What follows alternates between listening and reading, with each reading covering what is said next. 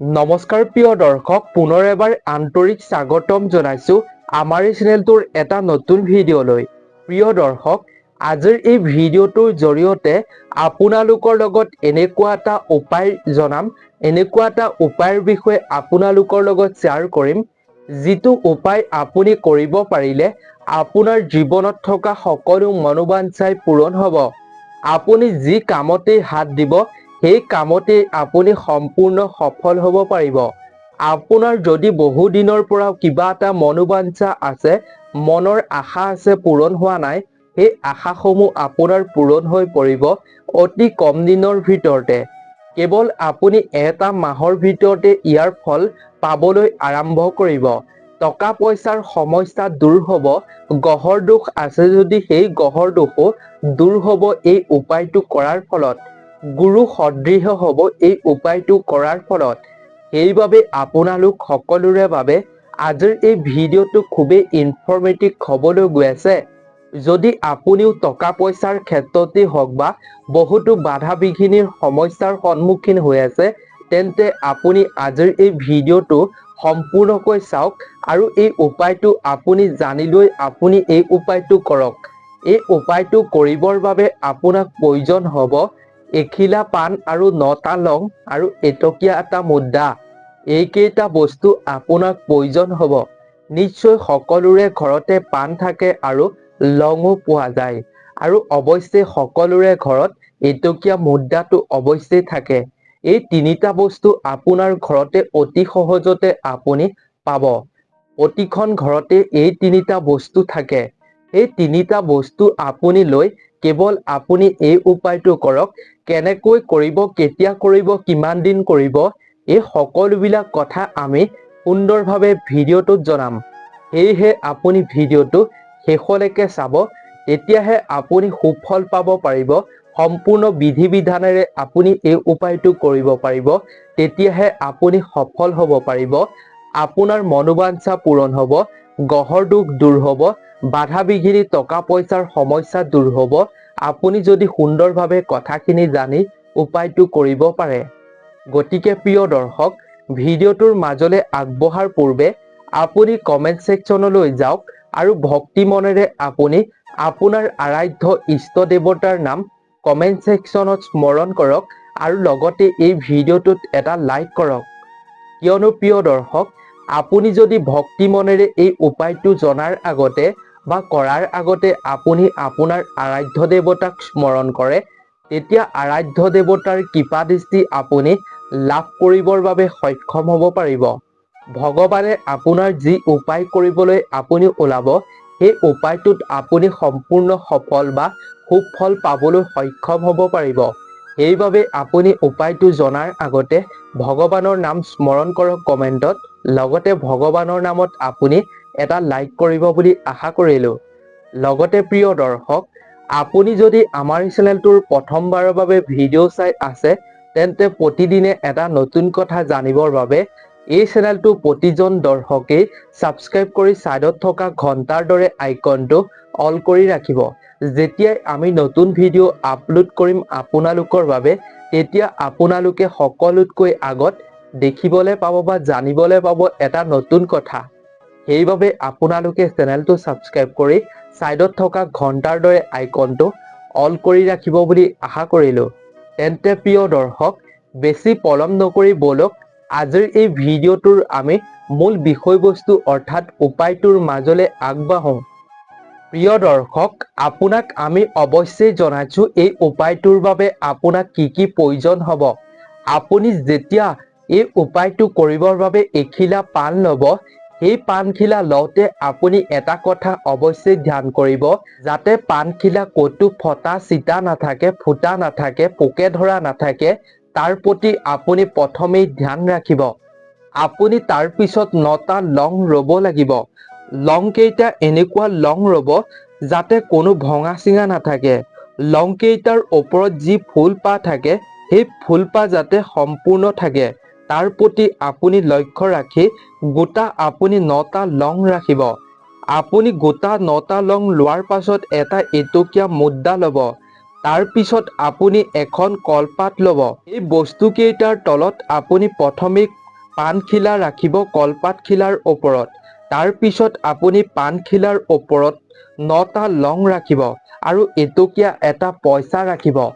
তাৰ পিছত আপুনি কি কৰিব, ভিডিঅ'টো চাই থাকক, সুন্দৰভাৱে সকলোবিলাক জানিব পাৰিব। তাৰ পিছত আপুনি সেই বস্তু কেইটা ৰাখিব আপোনাৰ পূজাৰ ঘৰত। যদি আপুনি দুৰ্গা মন্দিৰত যাব পাৰে তেন্তে আপুনি দুৰ্গা মন্দিৰত এই উপায়টো কৰিব পাৰে। যদি আপুনি দুৰ্গা মন্দিৰলৈ যাব নোৱাৰে তেতিয়াহ'লে আপুনি চিন্তা নকৰিব, ঘৰতে থাকি আপুনি এই উপায়টো কৰিলে সুফল পাব পাৰিব। আপুনি এটা নিৰ্দিষ্ট সময় বাছি ল'ব লাগিব। সদায় আপুনি সন্ধিয়া সময়ত কৰিব পাৰিলে অত্যন্ত ভাল। আপুনি যেতিয়া এই উপায়টো কৰিব সন্ধিয়াৰ সময়তে কৰিব। আপুনি যিকোনো এটা শুক্ৰবাৰৰ পৰা আৰম্ভ কৰিব এই উপায়টো। 9 দিন আপুনি এই উপায়টো সন্ধিয়াৰ সময়ত কৰিব লাগিব। যদি আপুনি সন্ধিয়া 6 বজাত কৰে তেতিয়াহ'লে আপুনি গোটেই 9টা দিনতে একেটা সময়তে আপুনি এই উপায়টো কৰিব লাগিব। পুৰুষ মহিলা সকলোৱে এই উপায়টো কৰিব পাৰিব। এই উপায়টো মহিলাসকলে কৰোঁতে এটা কথা মনত ৰাখিব যাতে এই উপায়টো কৰাৰ সময়ত এই 9টা দিনত যাতে আপোনালোকৰ মাহেকীয়া ডেট নপৰে, তাৰ প্ৰতি আপুনি লক্ষ্য ৰাখিব। এনেকুৱা অৱস্থাত এই উপায়টো কৰিলে আপুনি সুফল পাব নোৱাৰিব। আপুনি আৰু এটা কথা মনত ৰাখিব, আপোনাৰ ঘৰত যদি কিবা চুৱা লাগে বা মূল মাহ হয় বা গ্ৰহণৰ সময়ত এই উপায়টো কেতিয়াও নকৰিব। এই উপায়টো এনে সময়ত কৰিলে আপুনি ভাল ফল পাব নোৱাৰিব। সেইকাৰণে ভালকৈ আপুনি 9টা দিন এনেকৈ চাই লওক যাতে আপুনি এই 9টা দিনত একো অপায় অমংগল বা চুৱা নিকা একো নপৰে, তাৰ প্ৰতি আপুনি লক্ষ্য ৰাখিব। এই 9টা দিনত 9টা দিন এনেকুৱা বাছি লৈ আপুনি 9টা দিন আপুনি মা লক্ষ্মী আৰু ভগৱান বিষ্ণুক সন্তুষ্ট কৰিবলৈ আপুনি ভালকৈ চাই লোৱাটো খুবেই জৰুৰী। এই কামটো কৰিবলৈ আপোনাক 9টা দিনত 9 খিলা পাণ প্ৰয়োজন হ'ব। প্ৰতিদিনে এখিলাকৈ আৰু এটা দিনত আপুনি 9টাকৈ লং প্ৰয়োজন হ'ব আপোনাক। প্ৰতিদিনে এখিলা পাণ আৰু 9টা লং আৰু এটকীয়া এটা মুদ্ৰাৰ প্ৰয়োজন হ'ব। 9টা এটকীয়াৰ প্ৰয়োজন হ'ব 9 দিনত আৰু 9টাকৈ আপুনি হিচাপ কৰি ৰাখক, আনি ৰাখক 9 দিনত কিমান লং প্ৰয়োজন হ'ব। এই বস্তুকেইটা ৰখাৰ পাছত আপুনি ধূপ চাকি লগাব অৱশ্যেই। বস্তুকেইটা হ'লেই নহ'ব, আপুনি মনত বিশ্বাস আৰু আগ্ৰহ থাকিব লাগিব। কৰিম নকৰিম বুলি কৰিলে আপুনি সুফল কেতিয়াও উপায় কৰিলে পাব নোৱাৰিব।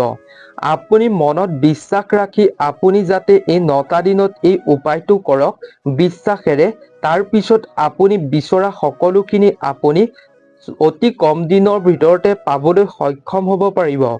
কিজানি ভগৱন্তই আপুনি এই 9টা দিনতে আপোনাৰ সকলো মনোবাঞ্ছা পূৰণ হ'ব পাৰে ভগৱন্তৰ কৃপাত। আপুনি গৃহ বিশ্বাসেৰে এই উপায়টো কৰক। 9টা দিনতে আপুনি সুফল পাবলৈ আৰম্ভ কৰিব পাৰিব। এই উপায়টো কৰাৰ আগতে আপুনি ভগৱানৰ শ্ৰীচৰণত ধৰি প্ৰাৰ্থনা কৰক যাতে আপুনি এই কামটো কৰোঁতে কোনো বাধাৰ সন্মুখীন হ'বলগীয়া নহয়, কোনো বাধা নাহে আপোনাৰ জীৱনলৈ। আপোনাৰ যি মনোবাঞ্ছা আছে ভগৱানৰ শ্ৰীচৰণত সেৱা জনাই আপুনি সকলো প্ৰকাশ কৰক। কেৱল আপোনাৰ মনত সেইখিনি সময়ত ভগৱানৰ বাহিৰে, ভগৱানৰ চিন্তাৰ বাহিৰে বেলেগ চিন্তা যাতে মনলৈ নাহে। আপুনি যিকেইটা বস্তু লৈছে সেইকেইটা বস্তু আপুনি ভগৱানৰ চৰণত প্ৰাৰ্থনা কৰি ভগৱানৰ চৰণত আপুনি অৰ্পণ কৰক। দৃঢ় বিশ্বাসেৰে মনত আপুনি ভগৱানৰ চৰণত আপুনি 9টা দিনত আপুনি এখিলাকৈ পাণ লওক আৰু 9টাকৈ লং আপুনি লওক, এটকীয়া এটা মুদ্ৰা লওক আৰু এখন কলপাত লওক। সেইকেইটা বস্তু আপুনি প্ৰতিদিনে বেলেগ বেলেগ হ'ব লাগিব। আপুনি একেখিনিকে দিব নোৱাৰিব, বেলেগ বেলেগ আপুনি প্ৰতিদিনে দিব লাগিব। তেনেকৈ আপুনি 9টা দিন ভগৱানক প্ৰাৰ্থনা কৰক। ভগৱানৰ পূজাস্থলীত আপুনি সেই বস্তুকেইটা ৰাখক আৰু আপোনাৰ মনৰ যি ইচ্ছা আছে, বাধা আছে সকলো প্ৰকাশ কৰক। আপুনি অতি কম দিনৰ ভিতৰতে মনে বিচৰাৰ ধৰণে পাবলৈ আৰম্ভ কৰিব। আপোনাৰ মনটোৱে এই কামটো কৰিবলৈ আগ্ৰহ যদি নহয় তেতিয়াহ'লে আপুনি এই উপায়টো নকৰিব। আপুনি এনেই এই উপায়টো কৰি কষ্টহে হ'ব। অথলে যাব আপোনাৰ সময়। সেইবাবে আপোনাৰ মনে যদি এই উপায়টো কৰিবলৈ কৈছে, আগ্ৰহ হৈছে, তেতিয়াহে আপুনি কৰক। সেইকাৰণে আপোনালোকক কৈছো, যেতিয়া আপোনাৰ জীৱনত একো সমস্যা নাথাকে তেতিয়াহে এই কামটো কৰক। 9 দিন একেৰাহে কৰি চাওক, কিজানি ভগৱন্ত সন্তুষ্ট হৈ আপোনাৰ বিচৰাখিনি 9টা দিনতে আপুনি পাবলৈ সক্ষম হ'ব পাৰে। গতিকে আপুনি বিশ্বাস ৰাখি এইকেইটা বস্তু আপুনি ভগৱানৰ চৰণত 9টা দিনত অৰ্পণ কৰক। আপুনি অতি কম দিনৰ ভিতৰতে সুফল পাবলৈ সক্ষম হ'ব পাৰিব। গতিকে প্ৰিয় দৰ্শক, আজিৰ এই ভিডিঅ'টো ইমানেই আছিল। আশা কৰোঁ আপুনি নিশ্চয় উপায়টো বুজিব পাৰিলে। গতিকে যদিহে ভিডিঅ'টো চাই ভাল পালে, তেন্তে আপোনাৰ আত্মীয় স্বজন বন্ধুবৰ্গৰ লগতো যিমান পাৰে শ্বেয়াৰ কৰিব, যাতে তেওঁলোকেও এই উপায়টো 9টা দিনত কৰিব পাৰে। 9টা দিনত কৰি তেওঁলোকৰ জীৱনত থকাও সকলো বাধা বিঘিনি, গ্ৰহৰ দোষ, ধন টকা পইচাৰ সমস্যা দূৰ কৰিব পাৰে। লক্ষ্মী দেৱী আৰু ভগৱান বিষ্ণুক সন্তুষ্ট কৰিব পাৰে। সেইবাবে সকলোৰে লগত ভিডিঅ'টো শ্বেয়াৰ কৰিব বুলি আশা কৰিলোঁ। তেন্তে প্ৰিয় দৰ্শক, নতুন এটা ভিডিঅ'ৰ লগত পুনৰ এবাৰ আপোনালোক সকলোকে লগ পাম। আপোনালোক সকলো ভালে থাকক, সুস্থ থাকক, তাৰেই আমিও কামনা কৰিলোঁ। আজিৰ এই ভিডিঅ'টোৰ পৰা বিদায় লৈছোঁ। ধন্যবাদ।